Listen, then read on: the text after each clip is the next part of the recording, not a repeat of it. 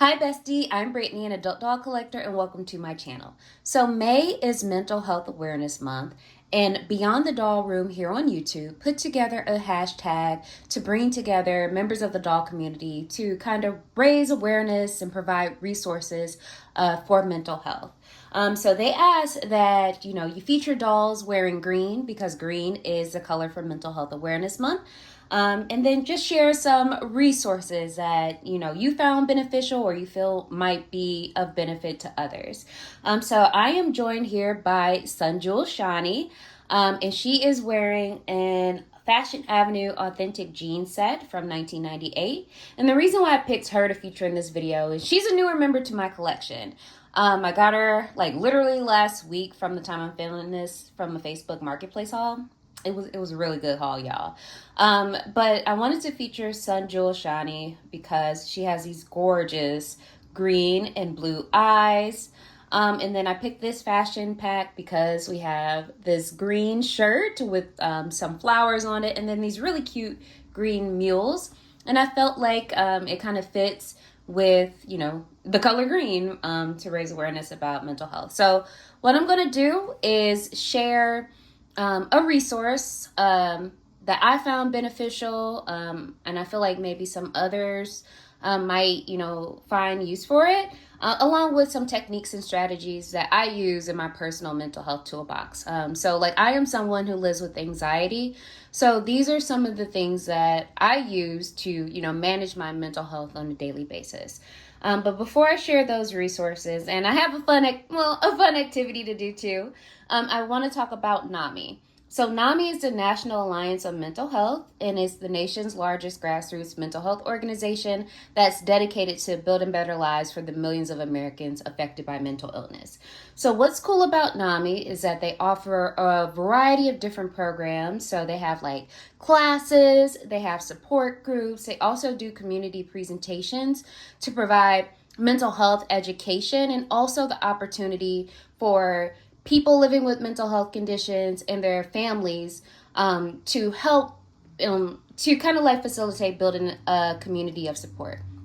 Because, living with a mental health condition can be an isolating experience. But living with a mental health condition is also a fairly common experience as well. So about 1 in 5 adults in the U.S. live with a mental health condition. And a thing that NAMI aims to do is just providing education so people can, know more about what they may be experiencing, but also an opportunity to combat stigma and build that community. So there are NAMI affiliates all across the country. There are state organizations, and they all do work in their communities. So I will put the link to NAMI.org in my description, and you can check out the NAMI that is closest to you. And another cool thing about NAMI is that a lot of its programs are led by people with lived experience. So they are led by people who live with mental health conditions and or family members and loved ones of someone living with a mental health condition. So when you go to support groups and share your experiences, you're talking to someone who may have had a similar experience as you in the past or maybe experiencing it currently. So you kind of get the feeling that they know what you are going through. And that aids in just building that connection. So I really value NAMI as a resource in in my community, and I feel like it can be a valuable resource in your community if you're unaware of it. So that's my resource that I wanted to share with you all. But I also wanted to talk to some strategies that I use in managing my mental health. So one of those strategies is meditation. So I'll be honest with you all, I don't do it as often as I need to or should do because, sometimes life gets busy and life be lifing. So I don't always have the time to do meditation. But when I do set aside a little time to do so, I find, doing guided meditations have been very beneficial in managing my anxiety because it helps me kind of focus and ground myself in the moment and relax a little. So I found guided meditations on YouTube that have been really helpful. So I'll also link some of the videos that I use for guided meditations down in the description as well. Another thing that I like to do, and I know this isn't for everyone, so we'll give Shawnee here her little notebook, but I like to write. I like to journal, and I find that journaling kind of helps me process feelings and give me like a chance to kind of like process my feelings, what I'm experiencing, kind of seeing where my emotions are in the moment. And then like if I go back to look on it a little later on, like in the future, I kind of see where I was in that moment. And then I can say, wow, yeah, you were experiencing that, but where are we now in terms of this like issue that we're talking about, or these emotions? Like what have we done since then? And just keeping a journal kind of helps me to keep track of that. And just, it's also like, I just enjoy writing. So it's also just helpful in that way for me.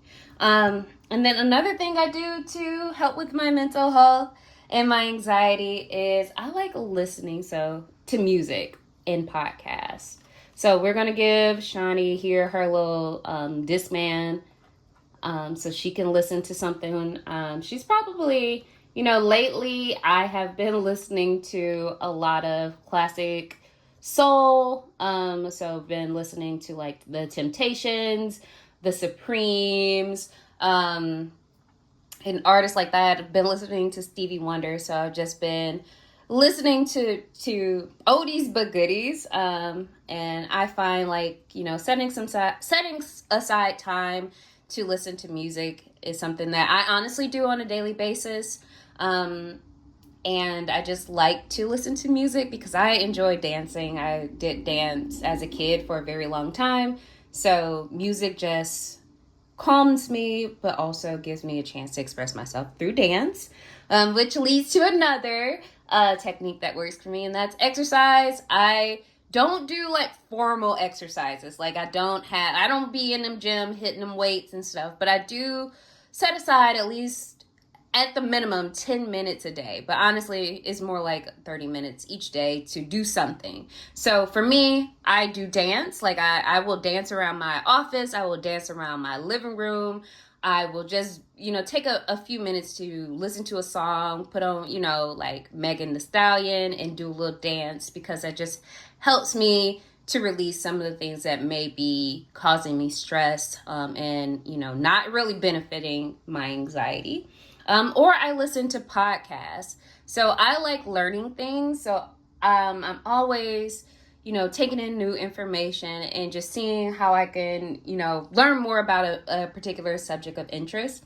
So like listening to podcasts, and I'll be honest, like most of the podcasts that I listen to are more movie focused. So, having like my set schedule of movie podcasts to listen to kind of gives me something to look forward to each day. Like, I have like a set schedule on different podcasts when they drop. So like on Tuesdays, I look forward to my like number one podcast that I listen to and have been listening to for like almost a decade.